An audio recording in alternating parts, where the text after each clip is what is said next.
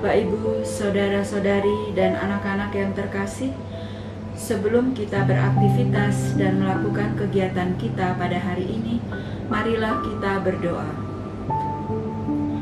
Dalam nama Bapa dan Putra dan Roh Kudus, amin. Hati Yesus yang lemah lembut, murah hati dan rendah hati, jadikanlah hati kami seperti hati-Mu.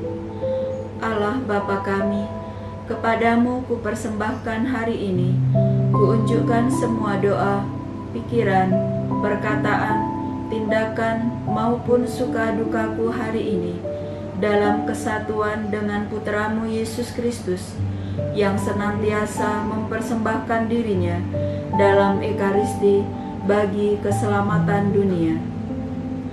Kiranya Roh Kudus yang menjiwai Yesus juga menjadi pembimbing dan kekuatanku hari ini, sehingga aku siap sedia menjadi saksi kasih-Mu bersama Santa Maria, Bunda Yesus dan Bunda Gereja. Secara khusus aku berdoa bagi wujud-wujud Bapa Suci dan para Rasul Doa Gereja Indonesia untuk bulan ini. Amin.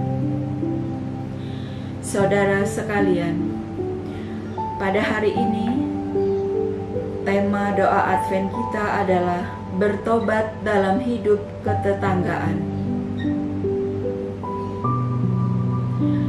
Setelah kemarin kita merenungkan kesetiaan Tuhan melalui hidup menggereja, kita bersama jemaat seiman hari ini merenungkan bagaimana hidup kita bersama saudara-saudari yang berbeda agama, terutama yang menjadi tetangga rumah kita, atau satu dusun atau kampung kita. Apakah selama ini hidup bersama kita sungguh kita rasakan buah-buahnya yang saling mendukung, membantu, memperhatikan, dan bahkan mereka itu menjadi ganti saudara kandung kita yang jauh? Kita pasti menemukan kekurangan dalam harapan ideal itu, entah karena sikap mereka ataupun terutama juga sikap kita. Maka di awal renungan ini, mari kita menyadari segala kekurangan dan kesalahan kita.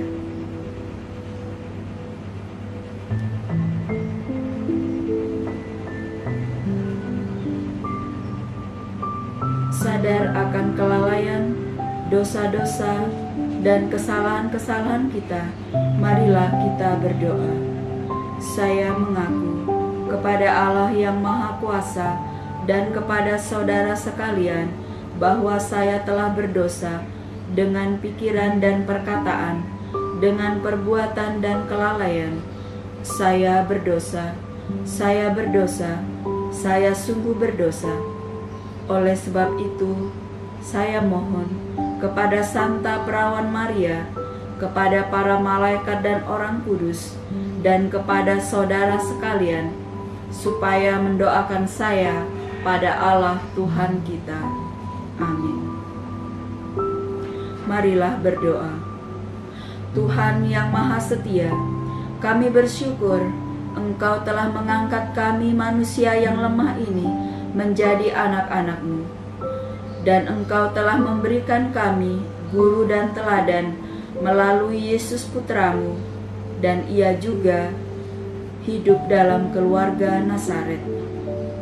Bantulah kami untuk belajar terus-menerus, berani menjadi pelaksana kesetiaan di dalam hidup kami, kini dan sepanjang masa.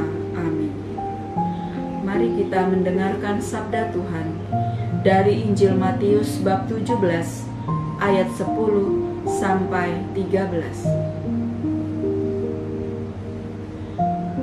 Sekali peristiwa, murid-murid Yesus bertanya kepadanya,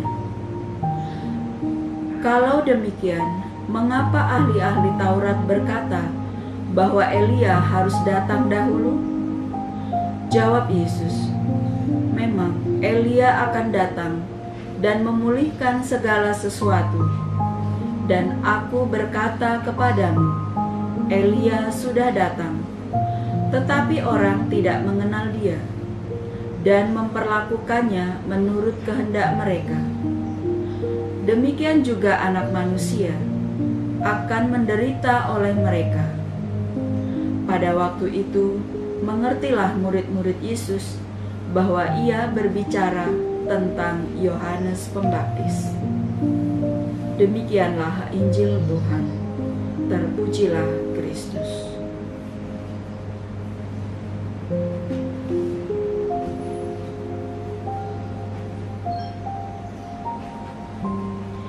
Saudara-saudari yang terkasih, Bapa Suci Paus Fransiskus menyerukan agar orang Katolik membangun kerjasama dan kebersamaan nyata dengan orang di sekitarnya, siapapun mereka itu, terutama mereka yang berkehendak baik. Spiritualitas Keuskupan Tanjung Karang, keuskupan kita, yang lahir dari evaluasi dan refleksi bersama atas kehadiran Gereja Katolik di Lampung, juga menyerukan hal demikian. Hidup dalam persaudaraan sejati dengan setiap orang, karena Allah tidak membedakan orang. Maka kita yang adalah anak-anaknya juga harus membangun sikap hati seperti Bapa. Kita hanya bisa membangun hidup bertetangga dengan harmonis atau rukun kalau kita tidak pertama-tama melihat tetangga sebagai ancaman atau saingan, tetapi sebagai saudara. Tidak melihat tetangga dengan kecurigaan atau ketakutan, sehingga hati kita cenderung tertutup dan memandang tetangga sebagai orang asing yang tidak kita kenal, bahkan musuh. Elia dan Yohanes Pembaptis ditolak karena mereka asing atas seruannya. Saudara-saudari yang terkasih, di masa pandemi COVID-19 ini, dengan amat jelas dan berkali-kali Paus Fransiskus menegaskan bahwa pandemi ini mengajarkan kita hal yang amat luhur dan berharga, yaitu bahwa kita tidak bisa keluar dari pandemi ini dengan selamat kalau kita tetap hidup dalam ketersendirian. Kita hanya bisa keluar dari pandemi ini dalam keadaan selamat dan lebih cepat hanya dalam kebersamaan. Perhatikan saja, pandemi naik turun, dan kita sudah lebih dari 8 bulan bergulat dengan pandemi, dan keadaan bukan semakin membaik, tetapi makin memburuk. Yang terpapar semakin banyak, korban semakin banyak, grafik tetap naik, dan bahkan kadang menanjak tajam. Mengapa demikian?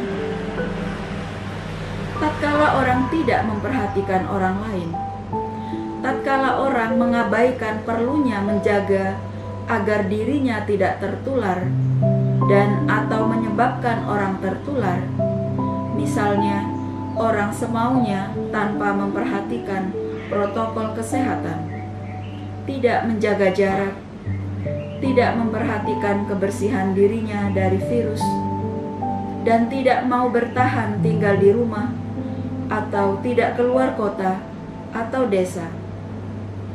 Masih banyak orang mengabaikan dampak umum, dan orang hanya berpikir kepentingan dan keinginan dirinya sendiri saja. Bahkan tidak jarang aturan bersama demi kesehatan ini dilanggar dengan berbagai alasan. Sadar atau tidak, sikap di atas sebenarnya adalah dosa atas sikap kebersamaan. Karena sikap-sikap tadi menyebabkan orang lain kehilangan keselamatannya, menjadi sakit, bahkan meninggal, atau paling tidak orang lain tidak aman. Menjadi pertanyaan refleksi bagi kita, bagaimana sikap dan perhatianku kepada keselamatan orang lain, khususnya di masa pandemi ini. Allah Bapa mengutus putranya ke dunia untuk menyelamatkan manusia yang terancam maut. Bahkan sebenarnya kita pun juga dipanggil untuk mengembangkan sikap yang sama, yakni menghadirkan keselamatan dan bukan bencana atau wabah, membawa damai dan bukan ketakutan atau kekhawatiran. Apakah setelah merenungkan hal ini, saya mempunyai rencana atau niat-niat baru? Mari kita refleksikan dan luaskan permenungan kita ini dalam hidup kita sehari-hari.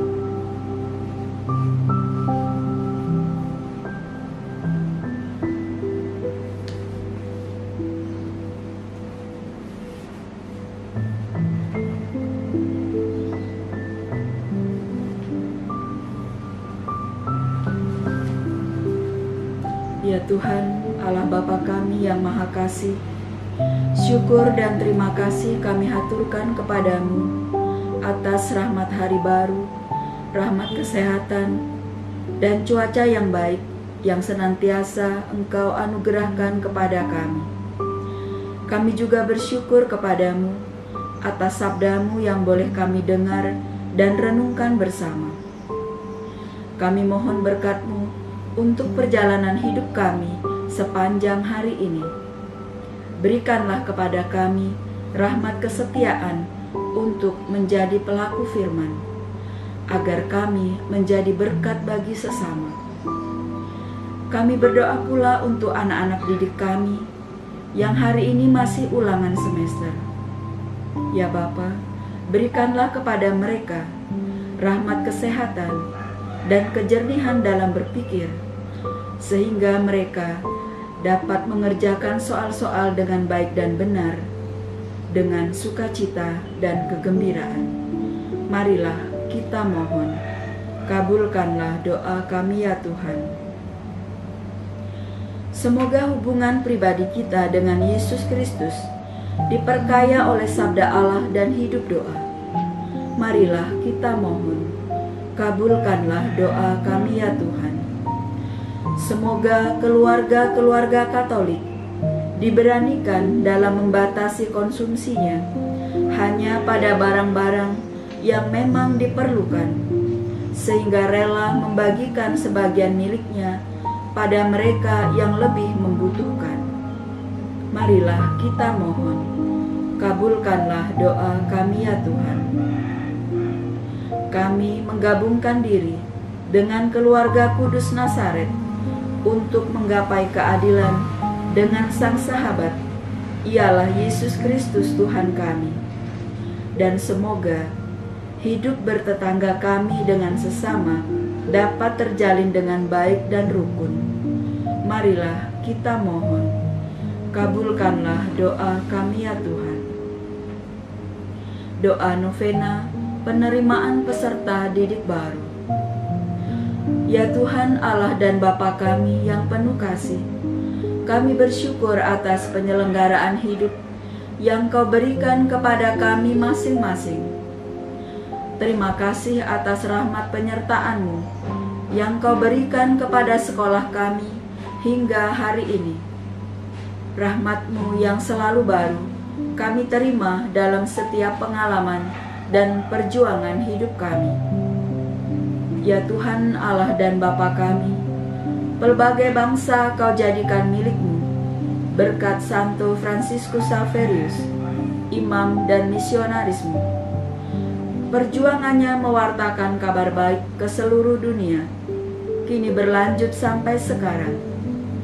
Semangat misionernya berkobar di hati umat-Mu, sehingga di mana-mana umat berkembang dengan suburnya. Ya Tuhan Allah dan Bapa kami, Engkau juga menjadikan Santo Fransiskus Xaverius sebagai pelindung sekolah kami.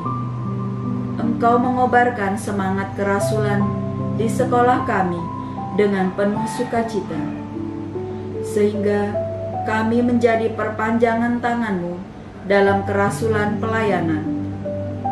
Kami mohon berkat-Mu dalam proses penerimaan peserta didik baru di sekolah kami. Ketuklah hati para orang tua agar mempercayakan putra-putri mereka di sekolah kami.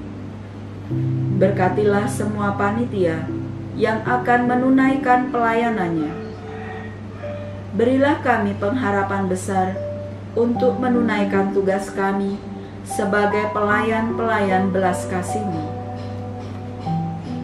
Dengan visi misi sekolah kami, menjadikan sekolah Katolik terpercaya dengan layanan CHYBK, cerdas, humanis, yakin yang ilahi, berkarakter, dan kebersamaan, peduli pada sesama dan lingkungan sekitar kami, sehingga kami boleh menjadi berkat dan sakramen keselamatan bagi sesama.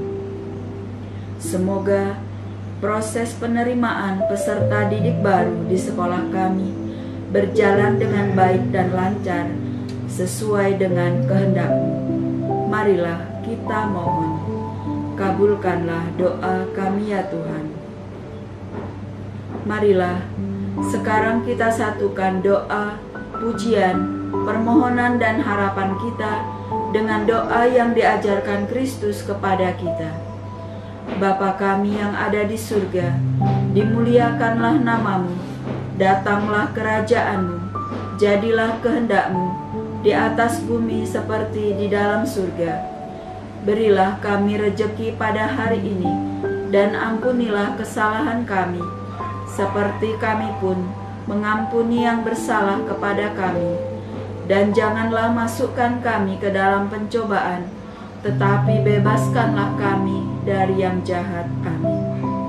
Hati kudus Yesus, aku percaya akan kasih-Mu. Santo Fransiskus Xaverius, doakanlah kami. Mer Mari, doakanlah kami. Amin. Berkat Allah yang Maha Kuasa menyertai hidup kita, dalam nama Bapa dan Putra dan Roh Kudus. Amin.